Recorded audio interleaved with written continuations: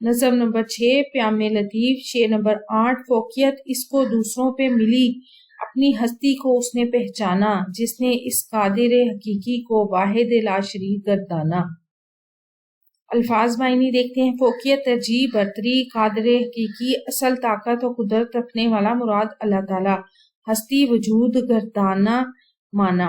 شاعر اس شعر میں کہتے ہیں کہ انسان اگر اپنی ہستی کو پہچانے تو خدا کی ہستی کو پہچان سکتا ہے، جیسا کہ ارشاد نبی صلی اللہ علیہ وسلم ہے، یعنی جس نے اپنے نفس کو پہچانا اس نے اپنے رب کو پہچانا۔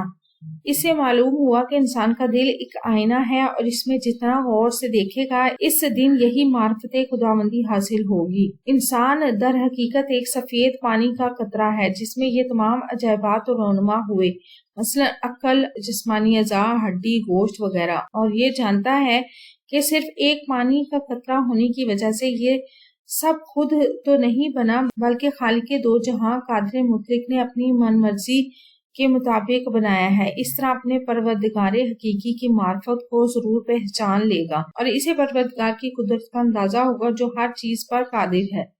شاعر کہتا ہے کہ اللہ تعالیٰ اپنی ذات و صفات اور جملہ و صاف و کمالات میں یکتا اور بے مثال ہے، اس کا کوئی ساجی یا شریک نہیں ہے، اس کا ہم پلہ یا ہم مرتبہ بھی کوئی نہیں ہے۔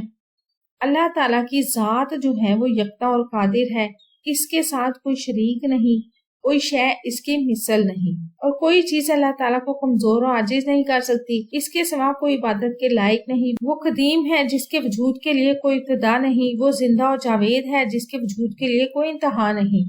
اس کی ذات کو فنا اور زوال نہیں، اس کے ارادے کے بغیر کچھ نہیں ہو سکتا۔ ایسے لوگ جو اللہ تعالیٰ کی وحدانیت پر یقین رکھتے ہیں اور معرفت کو پا لیتے ہیں، پھر سبحانہ و تعالیٰ کے ہاں وہ ایک خاص مرتبہ بھی پا لیتے ہیں۔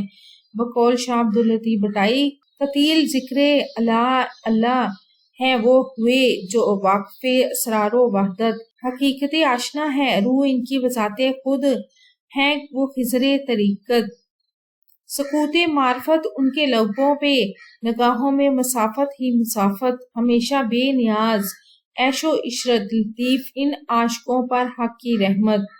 ویڈیو کیسی لگی؟ چینل ضرور سبسکرائب کریں، ویڈیوز کو لائک اور شیئر کیجیے، کمنٹ کر کے بتائیں مزید کون سی ویڈیوز دیکھنا چاہتے ہیں۔ اپنا اور اپنے پیروں پر رکھیں ڈھیر سارا خیال۔ اللہ حافظ۔